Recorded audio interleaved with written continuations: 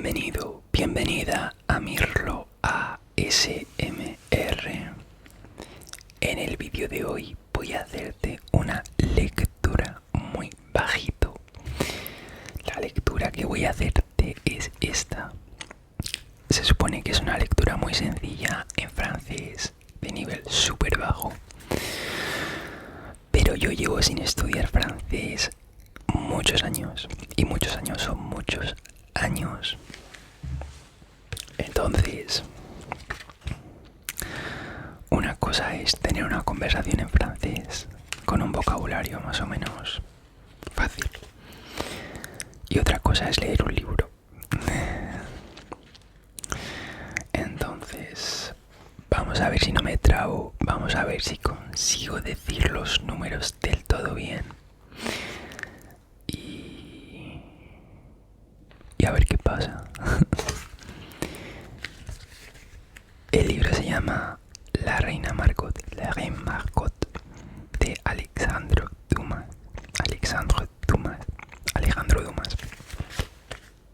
Para que nos entendamos. La verdad es que este libro estaba rulando por ahí, por mi casa. No sé, y me vale para un vídeo, ¿no? A ver si te gusta. Mira. Primero vamos a ver la biografía de este señor. ¿De acuerdo? Alexandre Dumas, né en Normandie en 1802. Il perd son père à l'âge de 4 ans. À 14 ans, pour aider sa famille, il devient clerc de notaire. Clerc de notaire significa que trabajaba en una notaría. Como, pues yo qué sé, de empleado, de ayudante, de lo que fuera. En 1822, il part à Paris et commence à écrire. Avec la présentation de Henri Lecoeur en février 1829, il commence à être populaire. Il écrit d'abord pour le théâtre, puis se tourne vers le roman avec la Comte de Monte Cristo. En 1844, il devient très célèbre. Il écrit alors d'autres romans succès, publiés parfois sur la forme de feuilletons. Feuilletons son capítulos o pasajes de novelas que son publicados todos los días en un periódico. 20 ans après, 1845, La Reine Margot, que es el que vamos a leer hoy. Bueno, leeré un capítulo, que soy muy ansioso y no lo voy a terminar entero. Il meurt en 1870. Vale. Es que, perdóname que mire ahí, pero es que ahí me veo yo y a ti te veo ahí. Empezamos. Chapitre 1. C'est lundi, le 18 août 1572. Il y a une grande fête au Louvre. Le Louvre es el museo del Louvre. À minuit, les lumières de la mansion royale sont encore allumées et les places et les rues qui se trouvent près de là sont pleines de monde.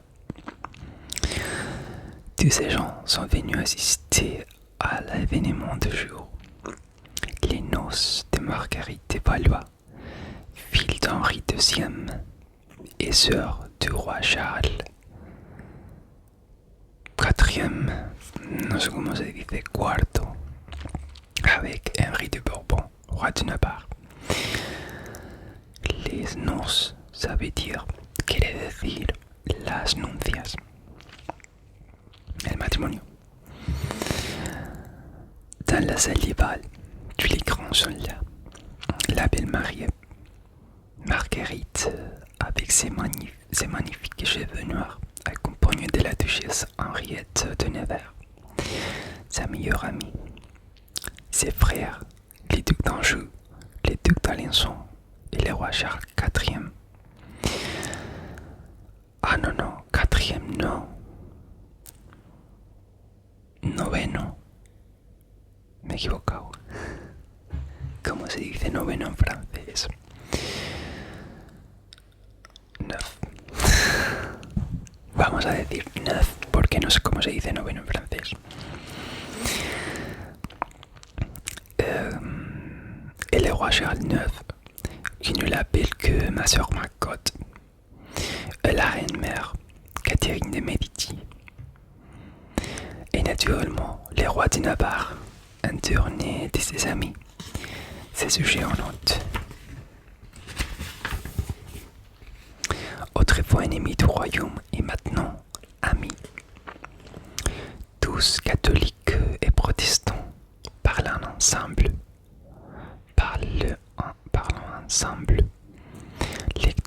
Les ducs de Guise avec l'amiral de Coligny, où j'ai entendu le roi Charles IX ne peut plus se passer.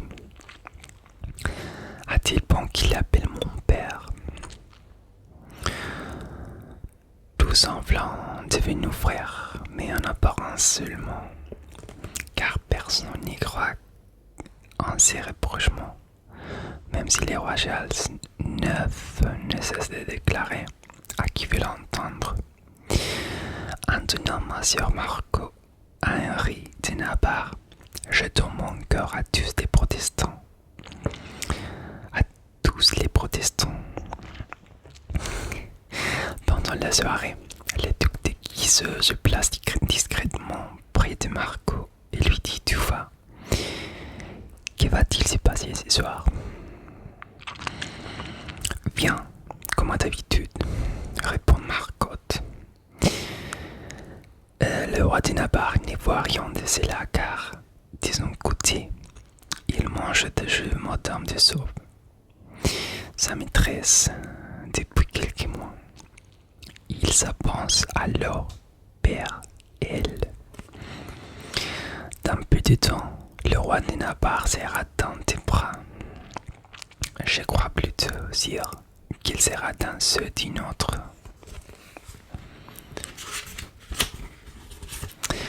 Tu te trompes, il passera la nuit avec toi. En attendant cela, Madame de Sauve rougit légèrement, sourit au roi, puis s'éloigne à petits pas. Après avoir conduit à la duchesse de Nevers, sa belle-sœur, chez elle, les ducs de Guise accordent au Louvre retrouvèrent Marcotte. Une fois dans les chambres, Marco lui dit: alors, es-tu content? Content de quoi? De la preuve d'amour que je te donne, de la preuve d'amour que je te donne. Les soirs même de mes noces, je passe la nuit qu'avec toi, et non avec celui que je viens d'épouser, et qui ne m'a même pas remercié d'avoir accepté de devenir sa femme. Il viendra, j'en suis sûr. C'est alors que la servante de la reine Marcotte entre dans la chambre. Madame, le roi de Navarre se dirige avec... Non. Madame, le roi de Navarre se dirige vers vos appartements. Tu vois, dit le duc de Guise, je savais qu'il viendrait. Henri dit Marcotte au duc en lui prenant de la main. Entre dans le cabinet et écoute. Tu verras que je ne serai jamais à lui. Et elle pousse le duc dans le cabinet. Elle vient juste de fermer la porte lorsque le roi de Navarre entre. Vous n'êtes pas encore couché, madame, dit Henri de Navarre, d'un ton ironique. Est-ce que vous m'entendez?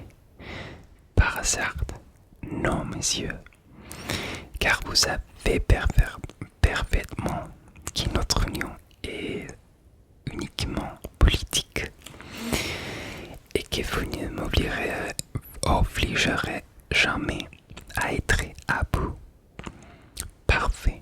Mais cela ne nous empêche pas de parler un peu ensemble. Comme il vous plaira, Majesté, répond Marcotte. Madame, je vais être franc. Notre mariage me semble être un piège. Le roi me déteste, le duc d'Anjou me déteste, le duc d'Alençon me déteste. Quant à votre mère, elle détestait ma mère, il doit aussi me détester. Que dites-vous, monsieur? La vérité, Marguerite, je sais, comme vous le savez, que c'est René, le parfumeur de la reine-mère, qui a empoisonné ma mère. Et je sais également qui a donné cet ordre. Par conséquent, oui, moi je ne viens que je ne crois absolument pas en cette amitié ce temps que mon frère le roi est beau cher frère. Sire, parlez moins fort, je vous prie. Et pourquoi donc, ma chère, nous en vient seuls? Naturellement, répond Marcotte, mal à l'aise. Je disais donc que je suis détesté et menacé de tous les côtés. Je ne peux me défendre sans votre aide. Sans votre aide. Car tout ce qui me menace vous aime, vous, Marguerite, moi, naturellement, vos frères d'abord, puis les ducs de Guise, votre monsieur. Voyons, que voulez-vous dire? Et je vous en prie, parlez plus bas. C'est que je veux dire, je vous prie d'être non mon ami, car c'est trop demandé, mais mon allié. Est-ce que je peux compter à vous? Je ne serai jamais votre ennemi, monsieur, dit Marcotte. Et mon ami, peut-être, et mon allié, sûrement. Le roi lui prend la main. Nous ne nous défendons rien comme mari et femme, mais nous ne verrons qu'un s'il le faut pour lutter contre nos ennemis. C'est bien cela. Oui, monsieur, répond Marcotte très bas. Mais partez, je suis fatigué. Partez, je vous en prie. Bon, nous reparlerons de tout cela. Nous sommes donc alliés. Oui, monsieur, mais laissez-moi. Je pars, madame, et merci, Marcotte. Dieu m'aurait fille de France. Fille de France. Je n'ai pas ton amour, mais je sais que je peux compter sur toi. Et, après lui avoir baisé la main, les rois de Navarre s'en vont. Les ducs de Guise entrent aussitôt dans la chambre. Ainsi, Marcotte, tu n'es pas sa femme mais son allié. Tu as tout entendu. Oui, et je comprends que tu as changé de camp. Adieu, Marcotte. Qu'un rousteau. Et les ducs partent.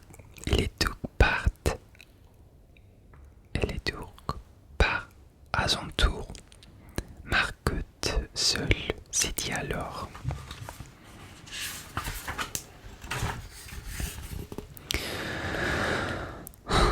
Quelle nuit dénonce. Le mari n'est pas là. Et l'amant me quitte. Pendant le jour suivant, la fête continue au Louvre et dans les rues. Un soir, Charles IX se trouve dans ses appartements avec les ducs de Guise. Il écoute attentivement, tout en caressant son chien Actéon. nourrice Madeleine, qui est protestante et qui l'aime comme un fils, lui sert à boire puis se retire. C'est alors qu'entre Henri de Navarre. Quel plaisir de vous voir, mon cher Henriot. Je voulais savoir si l'amiral Coligny était là, car il doit avoir des nouvelles de quelque gentilhomme que j'entende. Encore de gentilhommes, il y en avait 800 pour vos noces, et tous les jours il y en arrive de nouveaux. Vous voulez nous envahir, dit Charles IX en riant. Les ducs de Guise regardent Henri de Navarre d'un mauvais oeil. Sire, ces jeunes gens viennent pour vous aider dans le préparatif de la guerre contre l'Espagne. Je réunis tous les gentilshommes de mon pays pour pouvoir vous servir. Les ducs de Guise ne perdent pas un mot de ce que dit Henri de Navarre, et comme il se rappelle de la conversation qu'il a entendue entre la reine Margot et le roi de Navarre, il semble un peu inquiet.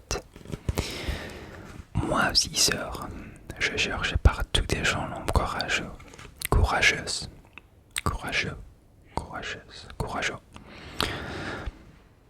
prêts à se battre pour vous.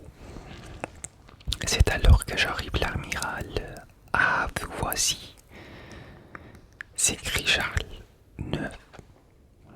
On parle de guerre, savez-vous, de gentilshommes courageux qui viennent nous aider. Nous aider. Avez-vous des nouvelles, monsieur? Demande le roi de Navarre. Oui, et tout particulièrement de la Mole.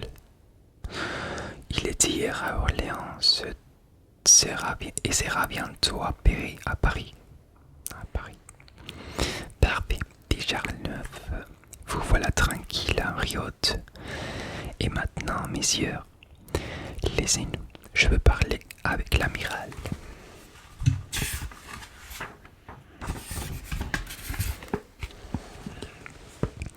Les ducs de Guise et le roi de Navarre se séparent sans se dire un mot. Écoutez, dit alors Charles IX à Coligny. Une fois seul, je suis occupé aujourd'hui. Je ne peux donc pas vous donner tous les plans de guerre faits par mes ministres. Je chercherai tout cela et vous les donnerez dimanche matin. À quelle heure, sœur? À 10 heures, mais je serai sûrement dans la chasse. Vous les prenez vous-même dans mon cabinet de travail.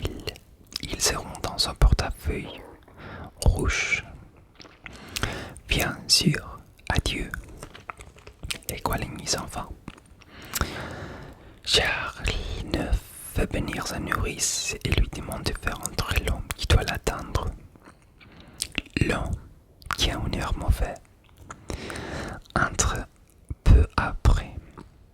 C'est vous, dit le roi, qu'on l'appelle François Morrevel. Oui, sœur.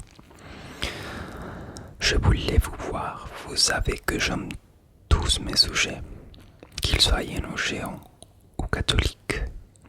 Oui, sœur. Mais d'après ce que je sais, il n'est pas même pour vous. Vous détestez les sujets, il me semble, au point de les tuer, comme vous avez essayé de le faire avec l'amiral. Il y a quelque temps, avec une autre géant fort célèbre. Monsieur de oui.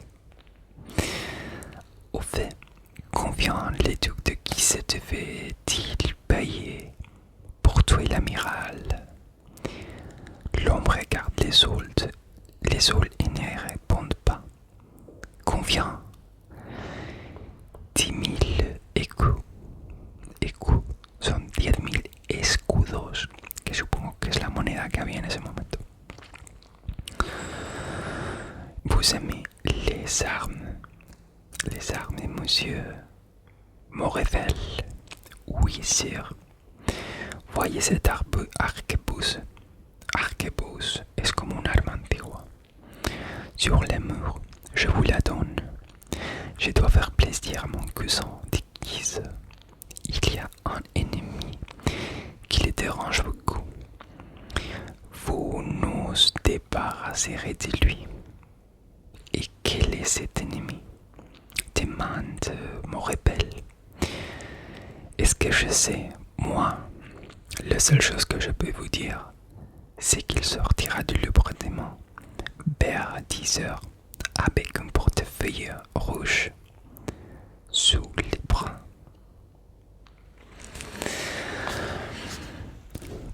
Este ha sido el primer capítulo de esta obra. Yo la verdad es que no lo había leído nunca y no lo conocía. Pero bueno, espero que te haya gustado como leo en francés. A mí no me gusta. No voy a mejorarlo porque por ahora no tengo pensado volver a estudiar francés a fondo. O sea que es lo que